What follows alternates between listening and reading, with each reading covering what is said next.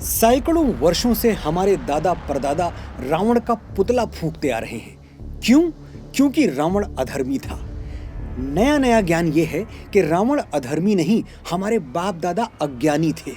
बेचारों के पास वो आंखें नहीं थी कि रावण जैसे ज्ञानी का ज्ञान देख पाते, उसकी शिव भक्ति का मर्म जान पाते या उसकी महानता समझ पाते। बस पुतला फूंकते रहे। और इसलिए फूंकते रहे क्योंकि वाल्मीकि और तुलसी जैसे राम भक्तों की लिखी हुई मामूली किताबों को वो सच मानते रहे।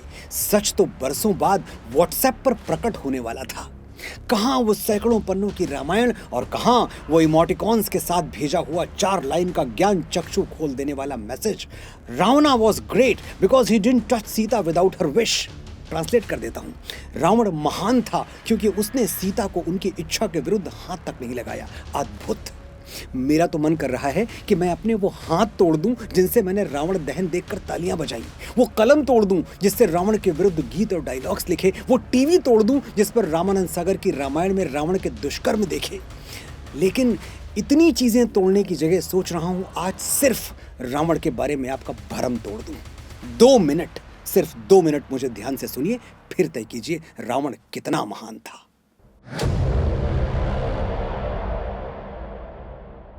रावण महान था क्योंकि उसने मां सीता का हरण तो किया लेकिन उनको हाथ नहीं लगाया। ये मिथ बस्ट करूंगा। पहले ये जान लीजिए कि जो स्त्री का सम्मान नहीं करता वो महान तो क्या, मनुष्य कहलाने लायक भी नहीं है। कर्ण जैसे परमवीर योद्धा को भी कोई सम्मान से याद नहीं करता क्योंकि कौरवों की सभा में द्रौपदी की चीर उतरते हुए देखकर वो हंसा था। सिर्फ हंसा था, न उसने चीर को हाथ लगाया, न द्रौपदी को स्पर्श किया, फिर भी वो निंदनीय है। और रावण, महान रावण, तपस्या में लीन एक युवती वेदवती के साथ उसने दुष्कर्म किया। ये भी नहीं सोचा कि वो ईश्वर को पाने के लिए तप कर रही है। उसकी पवित्रता को भंग करना घोर अपराध है। एक और तपस्वी ऋतुवर्मन, उसकी पत्नी मदन मंजरी के साथ रावण ने बलपूर्वक संबंध बनाए।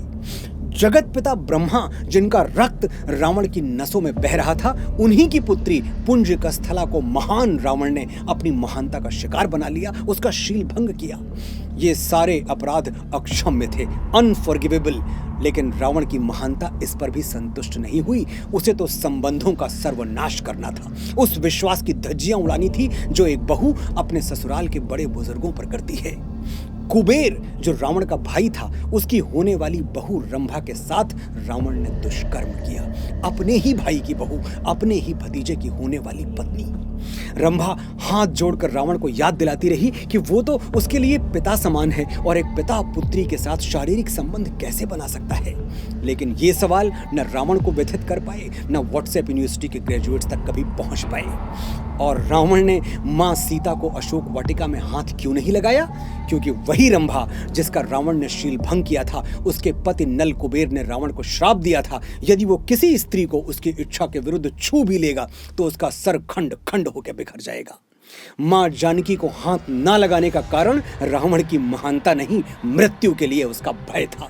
और मुझे ये ज्ञान तो बिल्कुल मत दीजिएगा कि रावण ब्राह्मण था तो एक ब्राह्मण होने के नाते मुझे रावण को नायक मानना चाहिए। इस देश का ब्राह्मण इतना गिरा हुआ नहीं है कि एक दुराचारी का वंशज कहलाने पर गर्व करे।